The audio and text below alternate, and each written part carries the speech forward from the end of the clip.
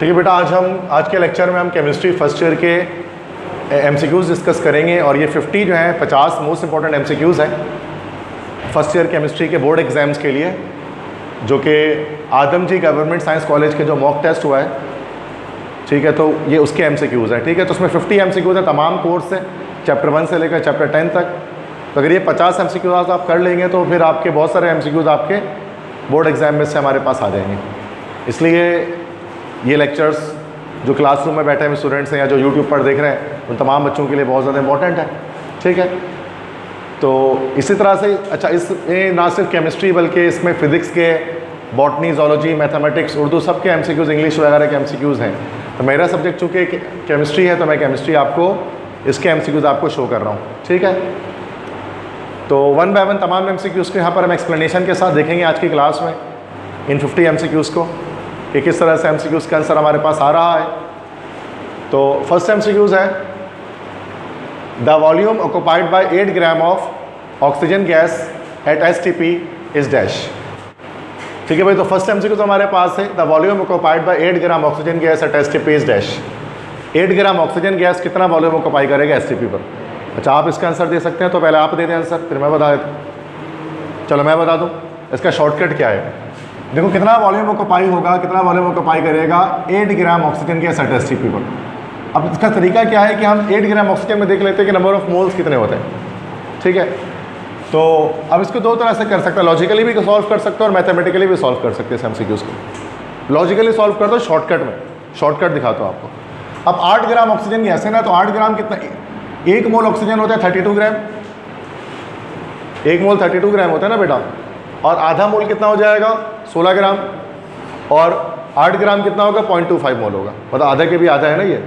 तो ये हमारे पास क्या होगा, दिस इज 0.25 मोल। फॉर्मूले से निकालना चाहे तो कैसे निकाला सर, ये आपने मास अपॉन मॉलिक्यूलर मास, तो मास हो गया हमारे पास 8, मॉलिक्यूलर मास हो गया 32, डिवाइड करोगे ये आ जाएगा 0.25 मोल्स। अब 1 मोल एसटीपी पर कितना ऑक्युपाई करता है 22.41, आधा मोल कितना ऑक्युपाई करता है 11.2, और उसका भी आधा 0.25 मोल कितना ऑक्युपाई करेगा 11.2 का आधा 5.56। आंसर है 5.5 करके, ये हो गया 5.6 डेसीमीटर क्यूब। तो कैसे निकाला, ये वॉल्यूम बराबर हो गया number of mole multiply by 22.41, तो 0.25 को मल्टीप्लाई कर दिया हमने 22.41 से, अभी आ गया 5.6 डेसीमीटर क्यूब। तो किसी भी सवाल को, किसी भी न्यूमेरिकल को लॉजिकली भी सॉल्व किया जा सकता है और इसी को न्यूमेरिकली भी सॉल्व कर सकते हैं। जीनियस स्टूडेंट क्या करता है, लॉजिकली सॉल्व करता है, और जो थोड़े से एवरेज स्टूडेंट है वो मैथमेटिक्स का फॉर्मूला लगाता है। पहले वो मोल निकाल लेंगे, मोल निकालने के बाद वॉल्यूम निकाल लेंगे। आंसर तो बहरहाल सेम आ रहा है दोनों सूरतों। ठीक है, समझ में आ गया सबको फर्स्ट एमसीक्यूज़। ये एमसीक्यूज़ 51 से स्टार्ट हो रहा है, चूँकि इससे पहले बाकी एमसीक्यूज़ फिजिक्स के। ठीक है, 52 पे आते हैं, the number of atoms in 46 gram sodium metal is dash. Shortcut करूँ या फॉर्मूला लगाऊँ, आप बताओ, शॉर्ट में कर दूँ। अब 46 ग्राम से मुराद कितना मोल हो गया आप बता सकते हैं? 1 मोल हुआ, 2 मोल हुआ, आधा मोल हुआ, कितना हुआ? 1 मोल सोडियम में कितना ग्राम होता है 23 ग्राम होता है, और ये 46 है तो ये डबल हो गया, डबल हुआ तो कितना मोल हो गया ये हमारा 2 मोल। अब 1 मोल में नंबर ऑफ एटम्स कितने होते हैं 6.02 एक्सपोनेंट 23, तो 2 मोल में कितने होंगे 1.204 एक्सपोनेंट 24। आंसर है यहाँ पर, यस ये है ना हमारे पास 12.04 एक्सपोनेंट 23। क्लियर है, समझ में आ गया सबको? कोई मसला तो नहीं है? अगर आप बोलोगे तो मैं पूरा सॉल्व करके भी आपको दिखा सकता हूँ एक एमसीक्यू सॉल्व से मुराद, लेकिन वो न्यूमेरिकल हो जाएगा फिर वो। ठीक है, कि डेटा बना रहे हैं और ये कर रहे हैं, बेहतर है डायरेक्ट सॉल्व किया जाए उसको। नेक्स्ट एमसीक्यूज है, this compound has the least number of molecules. किस कंपाउंड में नंबर ऑफ मॉलिक्यूल सबसे कम होंगे? अब देखो ये सारे स्टेशियोमेट्री के क्वेश्चन शुरू में चल रहे हैं, तो क्या पता उन्होंने चैप्टर वाइज सीक्वेंस चला रहे हैं। ठीक है, तो this compound has the least number of molecules, किस कंपाउंड में नंबर ऑफ मॉलिक्यूल सबसे कम होंगे? अब देखो जिसके नंबर ऑफ मोल कम होंगे उसके नंबर ऑफ मॉलिक्यूल कम होंगे, चूँकि हमें पता है number of particle is directly proportional to number of moles. जितना ज़्यादा मोल होता है उतने ज़्यादा नंबर ऑफ पार्टिकल होता है, तो सबसे कम मोल जिसका होगा सबसे कम नंबर ऑफ पार्टिकल्स भी उसी के होंगे। सही बात है ना भाई? तो हम मोल निकाल लेते हैं, सिंपल। अब इसका मोल कितना निकलेगा 44 डिवाइड बाय, ये हो गया हमारा C2H4 है ना, 24 + 4, तो ये हो गया हमारा 28। सॉल्व नहीं करते हैं, कोई ज़रूरत नहीं है। 44 डिवाइडेड बाय ये हो गया हमारा 180 ग्लूकोज है चूँकि। इसका मोल कितना निकलेगा 44 डिवाइड बाय 18, इसका कितना निकलेगा 44 डिवाइड बाय 44। सबसे छोटी वैल्यू कहाँ आ रही होगी, कैस में आ रही होगी बी में, सबसे कम नंबर ऑफ मोल इसमें, तो सबसे लीस्ट नंबर ऑफ मॉलिक्यूल भी इसमें होंगे। बिना किसी कैलकुलेटर के देखो आंसर ला रहे, तो जरूरत ही नहीं कैलकुलेटर की, ठीक है। आप कैलकुलेशन करके भी कर सकते हैं। सर आपने तो आंसर ही निकाला, आपको कैसे पता सबसे कम है, तो बेटा कॉमन सेंस है।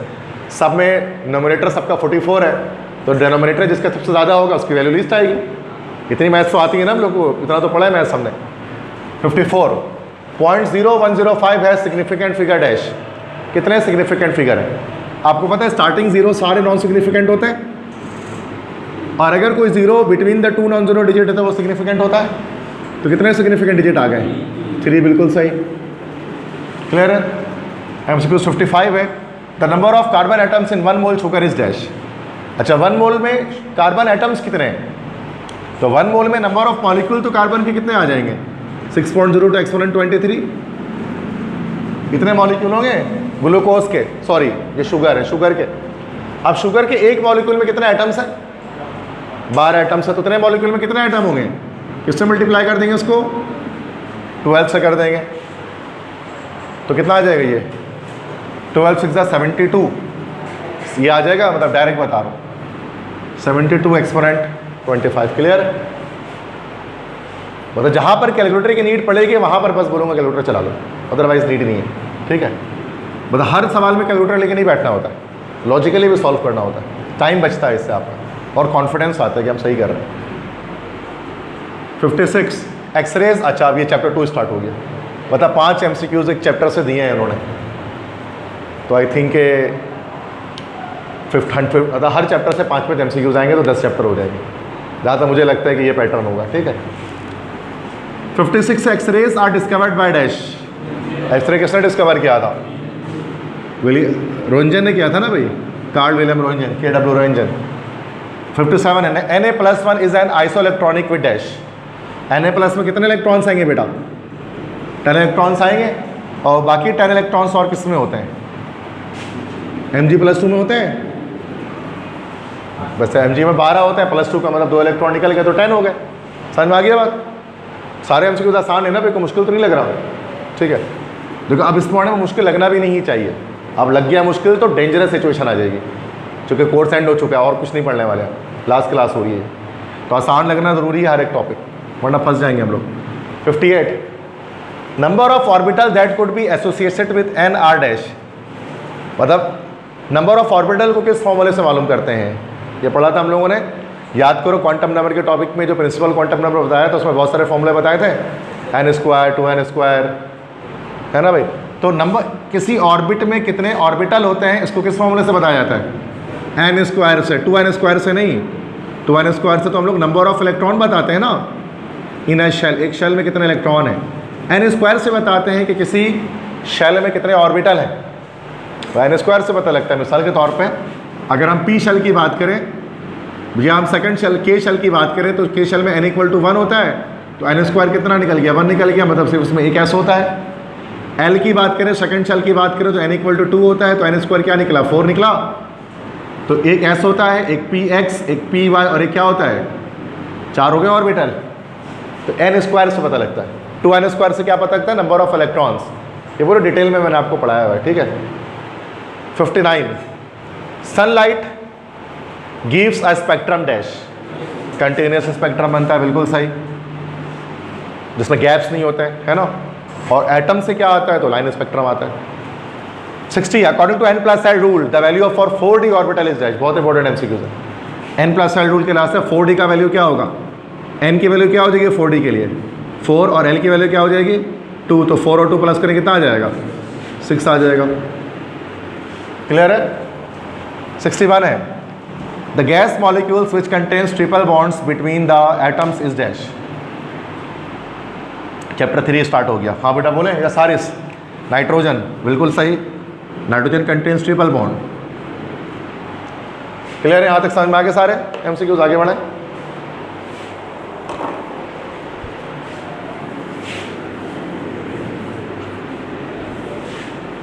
कोई भी MCQ में मसला है तो आप लाजिम मुझसे पूछें, ठीक है, कोई ऐसा मसला नहीं है। और जब आप क्वेश्चंस करते हैं ना तो जो स्टूडेंट्स वीडियो देखते हैं ना वो खुश होता है, उनको कहते हैं सर हमें ऐसा लगता है क्लास में बैठे हैं। तो ज़रूरी है कि आप करें सवाल, इससे ना एक अच्छा एक इन्वायरमेंट क्रिएट होता है, वरना ना बोर हो जाते हैं बच्चे लेक्चर देखते हुए। सवाल करोगे तो फिर क्या होगा कि चीज़ें मज़ा आएगा। ओके, कहाँ 62? ओके 62 है, hydrogen bonding is not present in dash. बिल्कुल सही जवाब, मीथेन में हाइड्रोजन बॉन्डिंग नहीं होती है, क्योंकि हाइड्रोजन बॉन्ड के लिए ज़रूरी है कि हाइड्रोजन का FON में से किसी एक के साथ कनेक्ट होना। ये हारिस कमर ने सही बताया। 63 है, the following molecule has dipole movement. किस मॉलिक्यूल का डायपोल मूवमेंट होगा? होगा से मुराद ग्रेटर देन 0 होगा। इसके मतलब ग्रेटर देन 0 कब होता है बेटा? जब मॉलिक्यूल कैसा हो हमारा? पोलर हो। तो क्या इन चारों में से कोई पोलर मॉलिक्यूल दिख रहा है आपको? है बोले यस, वाटर बिल्कुल सही कहा हारिस ने, H2O, क्योंकि वाटर में ऑक्सीजन के पास लोन पेयर है। ये बस तरीका बताया था ना आपको चेक करने का, लोन पेयर आ जाए सेंट्रल एटम में तो फिर वो पोलर हो गया, और पोलर हुआ तो डायपोल मूवमेंट आएगा उसका। बाकी इन सबका 0 डायपोल मूवमेंट होगा, क्योंकि नॉन पोलर रहती है ABC। अगर बोले तो 0 डायपोल मूवमेंट है तो इसमें भी और इसमें भी 0 डायपोल मूवमेंट है, क्योंकि लोन पेयर किसी के पास नहीं सेंट्रल एटम में। 64, 1 Dibai is equal to dash. पहले वाला होगा 3.33 एक्सपोनेंट -30 किलोमीटर। क्लियर है? 65, the angle between sp2 hybridize orbital is dash. sp2 hybrid orbital का एंगल क्या होता है? sp2 में शेप कैसा बनता है? ट्रायगोनल बनता है। इस तरह से ना ट्रायगोनल पंखे की पंखड़ी बनती है, याद है ना? तो बॉन्ड एंगल क्या होता है इसका? 120 डिग्री। 109.5 होता है टेट्राहेड्रल में, sp3 में। यह बॉन्ड एंगल हमारा है sp3 का। ये जो 180 है ये बॉन्ड एंगल हमारा किसका है? sp का। और 104.5 ये sp3 होगा, लेकिन इसमें 2 लोन पेयर अगर आ जाएंगे तो 104.5, क्योंकि 2.5 डिग्री तो 5 डिग्री कम कर देगा बॉन्ड एंगल, है ना? क्लियर है? ये सब पढ़ा हुआ है हाइब्रिडाइजेशन में हम। 66, मतलब ये अब हमारा स्टार्ट हुआ गैस, तो 5 MCQ हर चैप्टर से आ रहे हैं। This gas diffuses eight highest rate. किस गैस की रेट ऑफ डिफ्यूजन हमारे पास हाईएस्ट रहती है? सबसे फास्ट डिफ्यूज कौन से गैस करेगा? नियॉन करेगा, चूँकि बिल्कुल जिसके सबसे कम हमारे पास, क्योंकि ग्राम स्लॉट डिफ्यूजन है ना, सबसे कम मॉलिक्यूलर मास जिसका हमारे पास होगा, तो नियॉन का तो हमारे पास हो जाएगा। 1 मिनट, मुझे लगता है गलत जवाब है, ठीक है? मुझे लगता है नियॉन का हमारे पास कितना होता है? 20। कार्बन डाइऑक्साइड होता है 44, ऑक्सीजन होता है 32 और अमोनिया होता है, तो मुझे लगता है कि अमोनिया करेक्ट होगा, बिकॉज आपने शायद 10 इसका एटॉमिक नंबर सोच लिया।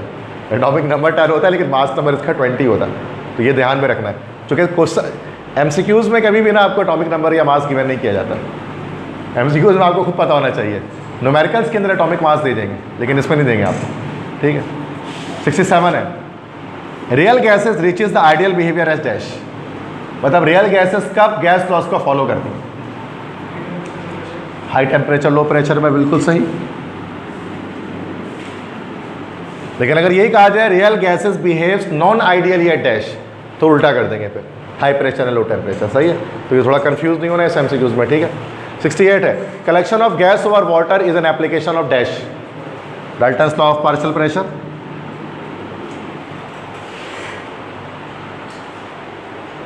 69 है, different solids which exist in same crystal form are called dash. Okay, ये सॉलिड्स में डायरेक्ट आ गए। डिफरेंट सॉलिड्स जिनका सेम, मतलब पढ़ा है ये हमने कि 2 different compounds having the same crystal structure is called dash. Isomorphous, बिल्कुल सही। आइसोमॉर्फिज्म, जैसे सोडियम क्लोराइड और मैग्नीशियम ऑक्साइड दोनों आइसोमॉर्फस है, बिकॉज दोनों का क्यूबिक शेप होता है। पढ़ा है डिफरेंस हमने आइसोमॉर्फिज्म और पॉलीमॉर्फिज्म, रिड्यूस सिलेबस के अकॉर्डिंग है, ठीक है? 70 है, the corrected pressure of real gases is dash. Van der Waals equation, जो प्रेशर करेक्शन की गई तो उसमें प्रेशर की जगह पर क्या यूज़ करते थे? P इक्वल टू NRT में ए ऑप्शन ना, P + AN² अपॉन V², यही था बेटा। और V में V - NB पुट करते थे, तो हमारा वैन डर वाल इक्वेशन बन जाता था। 71 है, the vapour pressure of water coincide with atmospheric pressure at dash. पानी का वेपर प्रेशर कब एटमॉस्फेरिक प्रेशर के बराबर होता है? 100 डिग्री सेल्सियस पर। लेकिन यहाँ पर ये सवाल थोड़ा सा मिस्टेकन है, एट सी लेवल लिखना ज़रूरी था, क्योंकि हमें पता है कि अगर सी लेवल नहीं हो तो किसी भी बॉयल हो सकता है। मतलब समझ रहे हो आप इस बात को? मतलब पानी 78 पर भी ये चीज़ बराबर हो सकती है, ये चीज़ 120 पर भी बराबर हो सकती है अगर आप सी लेवल से ऊपर या नीचे जाएँ, है ना। अगर सी लेवल से अगर आप ऊपर जाएंगे तो 78 पर बॉयल हो जाएगा, और सी लेवल से नीचे जाएंगे तो 120 में भी पानी बॉयल हो सकता है। लेकिन चूँकि मैं समझ रहा यही हूँ कि वो नॉर्मल बात कर रहे हैं, नॉर्मल बॉइलिंग पॉइंट पे, तो उसके लास्ट 100 डिग्री सेल्सियस। बट ये सवाल में जाहिर सी बात है कॉन्सेप्चुअल हल्की सी मिस्टेक है, तो अक्सर बच्चे पकड़ भी नहीं पाएंगे क्या मिस्टेक है, ठीक है। 72 viscosity is measured in dash, poised में मेजर किया जाता है, बिल्कुल सही, पॉइजन नाम का एक साइंटिस्ट था उसके नाम पर है। 73 the following liquid show maximum surface tension. Water, गलत जवाब हो गया इस बार। देखो वाटर नहीं है, गैसोलीन, जब वाटर नहीं है तो गैसोलीन तो पॉसिबल ही नहीं है, पेट्रोल, इथाइल अल्कोहल भी पॉसिबल नहीं, क्योंकि इथाइल अल्कोहल से ज़्यादा स्ट्रॉन्ग तो वाटर है। करेक्ट आंसर है मरकरी। मरकरी का सरफेस टेंशन हैवीएस्ट होता है, क्यों भाई? चूँकि मरकरी में हमारे पास एक बहुत ही मजबूत बॉन्ड होता है जिसको हम लोग क्या बोलते हैं, मेटेलिक बॉन्ड। अब मेटेलिक बॉन्ड हाइड्रोजन बॉन्ड से भी स्ट्रॉन्ग होता है, इसी वजह से मरकरी का सरफेस टेंशन, विस्कोसिटी, ये सब वाटर से कहीं ज़्यादा होती है। मरकरी ना पारा जो होता है, कभी आपने देखा होगा अगर आप किसी वीडियो वगैरह में, तो काफ़ी वो थिक सा होता है, उसकी विस्कोसिटी पानी से बहुत ज़्यादा होती है, क्योंकि उसमें मेटेलिक बॉन्ड है। ए ऑप्शन होना चाहिए, ठीक है, वाटर नहीं लगाना। हाँ, अगर मरकरी की नहीं होता यहाँ पर, जैसे कि मान लेते हैं कि ईथर होता है, डाईथाइल ईथर, या कुछ और कंपाउंड होता है यहाँ पर, HF होता है, HCl होता है, तो वाटर ही होता है आंसर। लेकिन मरकरी की वजह से आप वाटर आंसर नहीं होगा उसमें, याद रखिएगा, ठीक है। 74 the attractive forces which develop between instantaneous dipole and induced dipole is dash. The attractive forces which develop between an instantaneous dipole and induced dipole. देखो हम लोगों ने जो चैप्टर 5 के अंदर इंटरमोलिकुलर फोर्सेज में पढ़ा था ना, लंडन डिस्पर्जन फोर्सेस, तो हमने पढ़ा था कि डायपोल किसको कहते हैं बेटा? डायपोल एक ऐसा मॉलिक्यूल जिसमें दो चार्जेस हैं, प्लस और माइनस चार्ज, उसको कहते हैं डायपोल। अब डायपोल दो तरह का हमारे पास होता है बच्चों, एक कहलाता है हमारे पास है परमानेंट डायपोल, परमानेंट डायपोल जैसे कि HCl, और एक हमारे पास क्या कहलाता है, this is called temporary dipole. Temporary dipole जिसमें कुछ वक्त के लिए चार्ज आता है। इसी टेम्पोररी डायपोल को हम लोग इंस्टेंटेनियस डायपोल भी कहते हैं ना, इंस्टेंटेनियस डायपोल, जिसको कुछ वक्त के लिए, कुछ एक स्मॉल इंस्टेंट के लिए जिस पर चार्ज डेवलप हो जाता है, और इसी को हम लोग कहते हैं इंड्यूस्ड डायपोल, क्योंकि यहाँ पर चार्जेस की इंडक्शन होती है, इंड्यूस होता है थोड़ी देर के लिए चार्ज। तो ये तीनों चीज़ें एक ही बात है। तो देखो मिसाल के तौर पे जब हम दो हीलियम के मॉलिक्यूल्स, जब दो हीलियम के एटम्स दूर दूर होते हैं आपस में, तो हमें पता है इस पर कोई चार्ज नहीं होता है, लेकिन जब यही दो हीलियम के एटम जब एक दूसरे के करीब करीब आ जाते हैं तो इस तरह से चार्ज क्रिएट हो जाता है, याद है। तो अब ये जो दो डायपोल्स हमारे पास बने हैं, अब इनमें से दोनों इंस्टेंटेनियस डायपोल है और दोनों ही इंड्यूस्ड डायपोल है। तो ये कौन सा फोर्स होता है, कौन सा इंटरमॉलिक्यूलर फोर्स होता है? लंडन डिस्पर्जन फोर्स कहते हैं उसको। तो ये चीज़ है, तो याद रखिएगा कि इंस्टेंटेनियस डायपोल और इंड्यूस्ड डायपोल एक ही चीज़ को कहते हैं। तो इन दोनों के बीच की जो इंटरेक्शन होती है, इलेक्ट्रोस्टैटिक अट्रैक्शन, वो लोगों का पढ़ा था, LDF होती है, लंडन डिस्पर्जन फोर्सेस। डायपोल नहीं होगा, क्योंकि डायपोल में परमानेंट डायपोल्स यूज़ होते हैं, और हाइड्रोजन बॉन्ड में भी परमानेंट डायपोल्स यूज़ होते हैं, H और H प्लस और F माइनस में जैसे, ठीक है। तो मसला बेटा समझ में आ गया। 74 75 देखते हैं, evaporation is a dash. Evaporation कैसा प्रोसेस है? बिल्कुल सही जवाब। नहीं, एक मिनट, नेचुरल भी है, फिजिकल प्रोसेस भी है, कूलिंग भी है, ऑल ऑफ दीज हो जाएगा ना, ये सारा है ना। फिजिकल भी तो है, केमिकल थोड़ी ना प्रोसेस है, और नेचुरल प्रोसेस भी है, कुदरती तौर पर होता है एवापोरेशन, हम थोड़ी ना करते। पानी खुद एवापोरेट होते, जब से दुनिया बनी तब से पानी एवापोरेट हो रहा है। ऐसा तो नहीं कि इंसान जब पैदा हुआ तो उसने पानी का एवापोरेट करना शुरू किया, ऐसा तो नहीं है। अब आते हैं नेक्स्ट, आगे बढ़ते हैं। Okay 76 the smallest repeated definite geometrical shape with uniform which form crystal lattice is called dash. Unit cell, सही कहा हरीश ने। बहुत सारे यूनिट सेल मिलते हैं तो उनकी मिलाप से, उनके मिलने से क्रिस्टल लैटिस तैयार होता है। आगे बढ़े। ओके नेक्स्ट MCQ है 77 NaF and MgO has the dash. Solid state से सवाल आया चैप्टर 6। NaF और MgO का क्या होगा? क्या दोनों का स्ट्रक्चर क्यूबिक होता है? क्या ये दोनों आइसोमॉर्फस कंपाउंड्स हैं? सोडियम फ्लोराइड और मैग्नीशियम ऑक्साइड, ये दोनों आइसोमॉर्फस हैं। आइसोमॉर्फस का क्या मतलब? दोनों का सेम शेप होता है। और कौन सा शेप होता है? क्यूबिक शेप होता है दोनों का। तो क्या आंसर हो जाएगा बताओ? हैज़ द, ओके ठीक है। अब सर सेम शेप तो कहीं लिखा हुआ ही नहीं है, चलो देख लेते हैं। मॉलिक्यूलर मास तो सेम नहीं हो सकता ना, दोनों का अलग अलग है। 23 प्लस ये हो गया 23 प्लस 19, ये हो गया 24 प्लस 16, बराबर आ रहा है क्या? बराबर नहीं आ रहा, ये तो नहीं होगा। हाँ, सेम एटॉमिक रेशियो उसका करेक्ट आंसर होगा। एटॉमिक रेशियो में दोनों का रेशियो सेम है क्या? 1:1 के रेशियो है दोनों में, एटम्स के बीच में। क्या 1:1 का है? मतलब एक एटम सोडियम का, एक फ्लोरीन का, इसमें एक मैग्नीशियम का, एक ऑक्सीजन का, तो जो एटॉमिक रेशियो है वो 1:1 का है। समझ गए? तो इस वजह से जितने भी आइसोमॉर्फस कंपाउंड्स होते हैं बेटा, उनका एटॉमिक रेशियो सेम होता है। ठीक है। नेक्स्ट है 78। The amount of heat required to convert unit mass of liquid into vapour state at its boiling point is called dash. Liquid को वेपर में कन्वर्ट करना के लिए जो हीट रिक्वायर होती है उसको क्या बोलते हैं? लेटेंट हीट ऑफ वेपोराइजेशन, बिल्कुल सही, सी ऑप्शन। 79 है each unit cell of sodium chloride consist of, गलत जवाब, 4 सोडियम एंड 4 क्लोराइड आइंस। हाँ, लेकिन अगर कहा जाए ना कि एक सोडियम कितने Cl से सराउंड है, तो वो 6 Cl से सराउंड है। ये एक Cl है वो 6 सोडियम से सराउंड है। लेकिन अगर हम यूनिट सेल की बात करते हैं बेटा, तो यूनिट सेल तो ऐसे ही बनता है, भूल गए क्या? ऐसे बनेगा ना ये। अब इसमें क्या होगा? 1 2 3 4 5 6 7 8 एटम्स, 8 आइंस लगेंगे ना, तो 4 सोडियम के होंगे और 4 क्लोरीन के होंगे। हाँ, लेकिन अगर हम बात करते हैं अगर हम कि एक सोडियम का एटम कितने तरफ से सराउंड होता है, तो वो मैंने आपको बताया था ना इस तरह से 1 2 3 4 1 2 3 4 5 6 तरफ से सराउंड हो रहा होता है। ये दोनों अलग अलग एमसीक्यू होता है, बुक का ही एमसीक्यूज है ये, तो 6 नहीं लगाना है इसमें। ठीक है। MCQs 80। Capillary action of liquid is due to dash. Liquid का कैपिलरी एक्शन किस वजह से होता है? सरफेस टेंशन की वजह से, बिल्कुल सही जवाब, बी ऑप्शन। समझ में आ रहे हैं सारे? आसान एमसीक्यूज, इजी है। 81 है chemical equilibrium of reversible reaction is not influenced by dash. Equilibrium पर किस चीज़ का इफेक्ट नहीं होता? कौन सी चीज़ डायरेक्शन ऑफ रिएक्शन को चेंज नहीं कर सकती?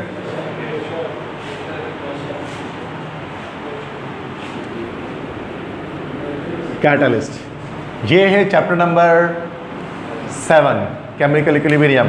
टॉपिक का नाम है ली चाइटलियर्स प्रिंसिपल, और हमने पढ़ा था वहाँ पर कि कंसंट्रेशन, टेम्परेचर और प्रेशर तीनों का इफेक्ट होता है डायरेक्शन ऑफ इक्विलिब्रियम पर। लेकिन हमने कैटलिस्ट में लिखा था एक लाइन कि catalyst has no effect on the direction of equilibrium.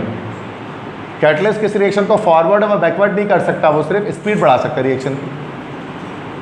तो केमिकल इक्विलिब्रियम रिवर्सिबल रिएक्शन का कैटलिस्ट की वजह से इन्फ्लुएंस नहीं होता। समझ में आ गई बात? तो आप सबने गलत आंसर दिया इसका। 82 if products upon reactants is less than KC. Product upon reactant हमारे हम क्या कहते हैं उसको? क्यूसी कहते हैं ना, रिएक्शन कोशेंट। अगर रिएक्शन कोशेंट केसी से कम है तो रिएक्शन कैसा मूव करेगा? फॉरवर्ड करेगा। बैकवर्ड उस वक्त करते हैं जब क्यूसी बड़ा होता है केसी से। तो reaction will occur in forward direction. Clear है? पढ़ा था ना direction of reaction, applications of KC में। 83 देखो ये सवाल इसलिए भी कर रहे हैं कि हम देख लें कुछ हमसे छूट तो नहीं किया, कि हमने सब कुछ पढ़ा है कि नहीं पढ़ा है। तो इससे मैं अंदाज़ा हो रहा है कि सर सब चीज़ पढ़ी है हमने, और एक भी हमसे कुछ छूट जाएगा तो मुझे टेंशन हो जाएगी कि यार ये मैंने कैसे नहीं पढ़ा है आपको ये वाला topic. The extent of reaction will be maximum for this KC value. Extent of reaction maximum कब होगा? मतलब कब रिएक्शन सबसे ज़्यादा फॉरवर्ड मूव कर चुका होगा? मोर अमाउंट ऑफ, मतलब एक्सटेंट ऑफ रिएक्शन मैक्सिमम का क्या मतलब है मैं आपको समझा देता हूँ। ये रिएक्टेंट प्रोडक्ट बन रहा है और समझ लो कि ये 10% रह गया, 90% रिएक्टेंट प्रोडक्ट में कन्वर्ट हो चुका है, प्रोडक्ट की तादाद ज़्यादा है। ठीक है, तो ये ऐसा कब होगा? मतलब प्रोडक्ट ज़्यादा है तो केसी बराबर किसकी होता है? Concentration of product upon reactant के बराबर होता है ना भाई। अब ये प्रोडक्ट की वैल्यू बहुत बड़ी कब आएगी? मतलब केसी की, अब ये प्रोडक्ट अगर 90 होगा और ये 10 होगा तो क्या केसी की बहुत बड़ी वैल्यू आ रही होगी? तो जब केसी की वैल्यू सबसे बड़ी होती है तो एक्सटेंट ऑफ रिएक्शन सबसे मैक्सिमम होता है। तो सबसे बड़ी वैल्यू ढूंढ लो केसी की, कौन सी वैल्यू है? 10 एक्सपोनेंट 3, बिल्कुल सही। समझ आ गया सबको? कैसे पता लगा इसका आंसर? ये हमने पढ़ा एक्सटेंट ऑफ रिएक्शन के अंदर, ये भी चैप्टर 7। 84 है the unit of KC in the formation of hydrogen iodide is dash. इस इक्वेशन के लिए केसी की क्या यूनिट निकलेगी? नो यूनिट निकलेगी, जो कट जाएगा सारा, बिल्कुल सही। तो नो यूनिट आंसर हो गया, ठीक है। 85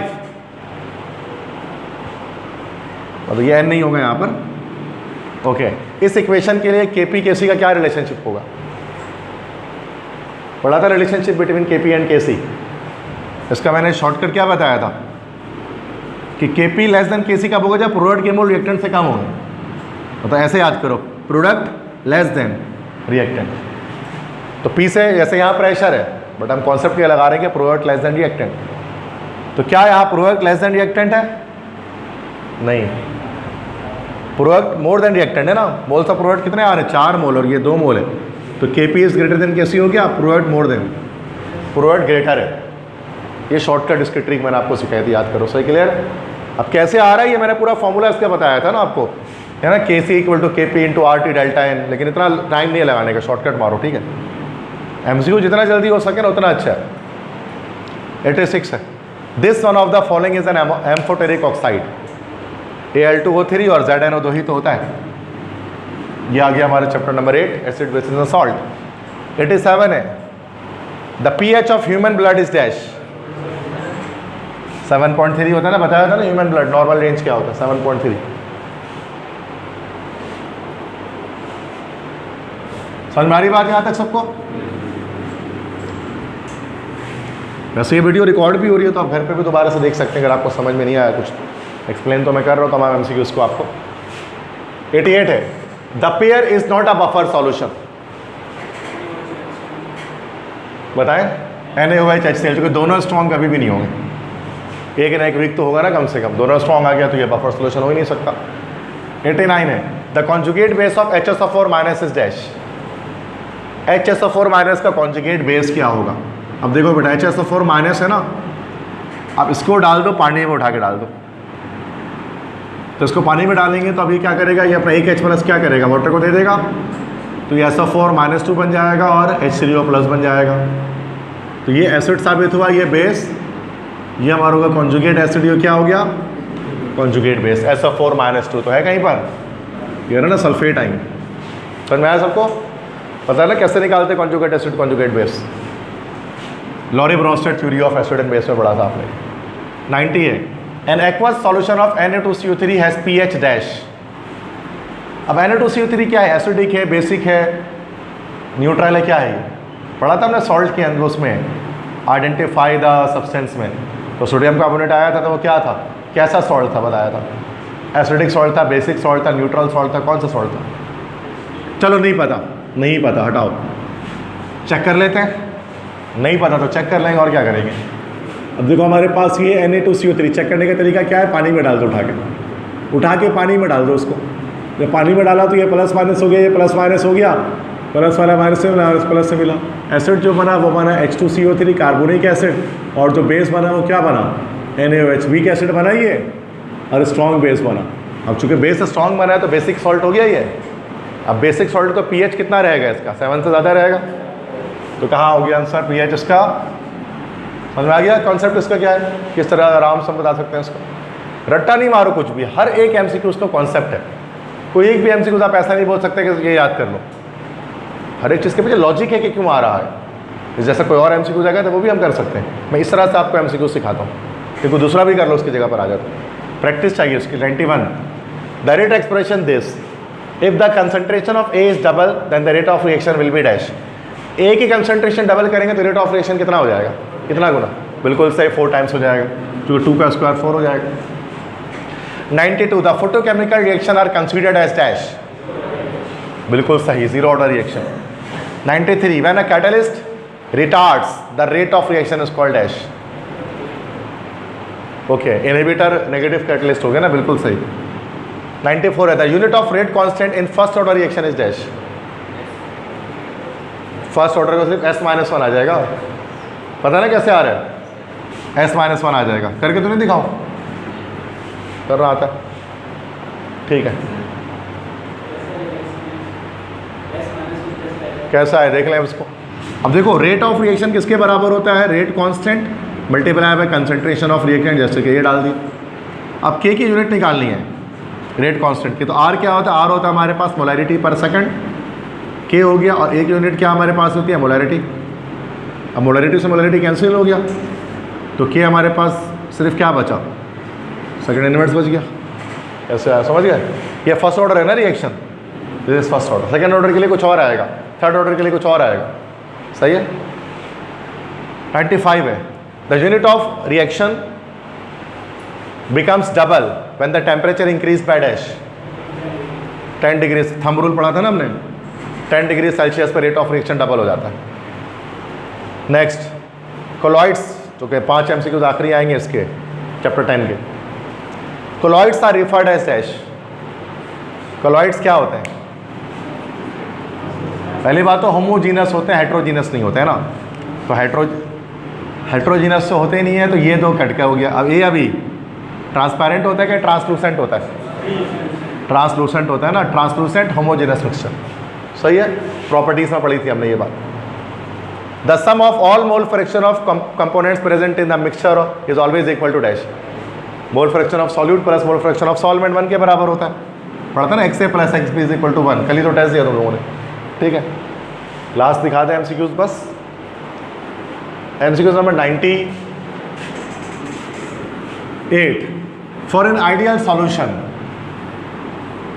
delta H is equal to, अच्छा अब ये एक वाहिद चीज़ है जो न्यू चीज़ है, ये मैंने आपको बताई नहीं है, अब बता दूंगा मैं थोड़ी देर बाद, ठीक है। ये बता देता थोड़ी देर में, इसको छोड़ें। 99 देखें। Rate expression based on experimental data is called dash. Rate expression को और क्या बोलते हैं हम लोग? रेट लॉ कहते नहीं, रेट कांस्टेंट नहीं कहते, रेट लॉ कहते हैं। रेट लॉ लिखना, रेट इक्वेशन लिखना एक ही बात है। 100 है। The decomposition of hydrogen peroxide is inhibited by dash. Glycerine, बिल्कुल सही। ये 100 MCQs होंगे ना, ये मतलब 50 MCQs होंगे टोटल, हर चैप्टर के 5-5 मोस्ट इंपॉर्टेंट MCQs है। इसकी प्रैक्टिस लास्ट भी करनी है, और बाकी तमाम चैप्टर्स जो है ना उसको भी देख लो, बड़ा अच्छा बनाया, कंपाइल किया है, पूरा बुक कवर हो जा रहा है, फिजिक्स में भी मैथमेटिक्स में भी, तो अच्छा है। हाँ, बाकी 98 जो MCQs है ना वो सिखा देता हूँ। देखो बेटा, ये चैप्टर 10 के MCQs हम लोगों ने पढ़ा था ideal non ideal solution. Ideal solution पढ़ा था, और एक हम लोगों ने पढ़ा था, दूसरा सॉल्यूशन में पढ़ा था, this is called non ideal solution. अब दोनों में एक डिफरेंस था, ideal solution non ideal solution से। मैं आइडियल सॉल्यूशन बना लेता हूँ। कल इसका टेस्ट भी दिया आपने, तो आपके लिए इतना मुश्किल नहीं होगा समझना दोबारा से। और ये हमारा नॉन आइडियल सॉल्यूशन। अब आइडियल सॉल्यूशन में क्या होता है, ऐसे दो सॉल्यूट और सॉल्वेंट दोनों के अंदर इंटरमोलिकुलर फोर्सेस सेम रहती हैं। जैसे कि हमने यहाँ पर मिथानॉल है, नीथानॉल डाल दिया बेटा, सही है। क्या ये आइडियल सॉल्यूशन होगा मिथानॉल इथानॉल का? क्लियर है। और यहाँ क्या हम लोग यूज़ कर लेते हैं, यहाँ यूज़ कर लेते हैं जैसे कि मिथानॉल एंड वाटर। अब ये तो नॉन आइडियल हो गया, इंटरमोलिकुलर फोर्सेस अलग होंगे, या वाटर की जगह पेट्रोल ले लेते हैं, तो अब तो और ज़्यादा समझ में आ रहा है, ठीक है। अब देखो होता है कि इनकी प्रॉपर्टीज़ मैंने आपको बताई थी। एक तो बताया था कि कोई चेंज इन वॉल्यूम नहीं होता इस दोनों के अंदर। मिसाल के तौर पर अगर ये 100 ml डालेंगे, ये 100 ml डालेंगे, तो ये ओवरऑल कितना बनेगा, 200 बनेगा। लेकिन ये अगर ये आप 100 डालेंगे, ये आप 100 डालेंगे, तो ये 100 ml हमारे पास नहीं बनेगा। तो उसका मतलब यहाँ जो चेंज इन वॉल्यूम आ रहा है, क्या वो 0 के बराबर है? डेल्टा V 0 है, चेंज तो नहीं आया ना कोई इनिशियल फाइनल में, लेकिन इसका जो डेल्टा V है वो नेट इक्वल टू 0 है। मतलब ये बात को इस तरह एक्सप्लेन कर सकते हैं। अब हीट चेंज के लिहाज से भी बेटा एक बात होती है, हीट चेंज के लिहाज से। अब इसके अंदर क्या होता है, जो आइडियल सॉल्यूशन होती है ना, नो हीट चेंज, कोई हीट चेंज नहीं आता इसके अंदर। मीन्स के मिथानॉल और इथानॉल मान लेते हैं कि दोनों का टेम्परेचर इस वक्त जब हम डाल रहे हैं, तो मान लेते हैं दोनों का टेम्परेचर 20 डिग्री सेंटीग्रेड है, दोनों का 20 डिग्री सेंटीग्रेड है। जब सॉल्यूशन बन जाएगा तो वो 20 डिग्री सेंटीग्रेड ही रहेगा, ना कोई हीट एनर्जी अब्जॉर्ब होगा, ना कोई हीट एनर्जी जो है ये रिलीज़ होगा। तो डेल्टा H जो एंथैल्पी चेंज है वो 0 हो जाएगा, चेंज इन एंथैल्पी। ये किसके लिए होगा, जब हमारा आइडियल सॉल्यूशन होगा। लेकिन अगर नॉन आइडियल सॉल्यूशन है ना, मान लेते हैं मिथेन और पेट्रोल को, मिथानॉल और पेट्रोल को आप मिलाते हैं, अभी 20 डिग्री सेंटीग्रेड है, ये 20 डिग्री सेंटीग्रेड में है, लेकिन जो ये हमारे पास जो सॉल्यूशन बनेगा, मान लो कि वो थोड़ा गर्म हो जाएगा 30 डिग्री सेंटीग्रेड पे, तो चेंज आ गया ना, तो यहाँ delta H not equal to 0 हो गया। तो आइडियल सॉल्यूशन के लिए जो चेंज इन एंथैल्पी होती है, हीट चेंज होता है ना, वो 0 के बराबर होता है, जिसका वॉल्यूम चेंज 0 के बराबर होता है उसका। बस में आगे क्लियर है। तो ये एक वाहिद चीज़ थी जो हमें पढ़नी थी, तो चलो एक भी चीज़ तो सीखने को मिली ना, काफ़ी होता है ये। लेकिन बाकी सब हमें आता है, इतना कॉन्फिडेंस है हमारे अंदर कि अगर 50 MCQs में से एक नहीं आ रहा तो कोई बड़ी बात नहीं है, हो जाएगा वो। हाँ, अगर 50 में से 20 नहीं आ रहे हो, 30 नहीं आ रहे हो तो फिर हो। अब वो किस वक्त होगा बेटा, जो बच्चा मेहनत करेगा, स्टूडेंट मेहनत करेंगे तो उनको आ रहा होगा। अब सिंपल जैसे मैंने लेक्चर्स अपलोड किए हैं सारे, अब जो बच्चे सारे लेक्चर्स को देखते हैं तो उनको कभी भी इन MCQs में मसला नहीं आने वाला। ये बहुत आसान है, आप मेरी बॉडी लैंग्वेज को देख के भी देख सकते हैं कितना ही आसान चीज़ें सारी है, कितने रिलैक्स होकर मैं MCQ सॉल्व कराता हूँ, कोई भी पेपर कराता हूँ, जैसे कोई टेंशन ही नहीं है, जैसे एकदम हम उसको लिफ्ट ही नहीं करा रहे सब्जेक्ट को, जैसे केमिस्ट्री कुछ है ही नहीं, जैसे ये हलवा है, जैसे केक है ये, बिल्कुल लाइक ABC, ऐसा ही है ना। मतलब मैं तो ऐसे ही पढ़ाता हूँ, जैसे ये की पीस ऑफ केक है, और आप भी इसको ऐसे ही समझें, बजाय इसके कि आप टेंशन लें। सर केमिस्ट्री तो बहुत मुश्किल सब्जेक्ट है, तो ये 50 MCQ इनकी प्रैक्टिस करें। आदत जी साइंस कॉलेज के मॉक टेस्ट का है ये, तो इनमें से पेपर में बोर्ड एग्जाम में आपके MCQ लाजमी आएंगे, टकराएंगे। ठीक, क्लियर है।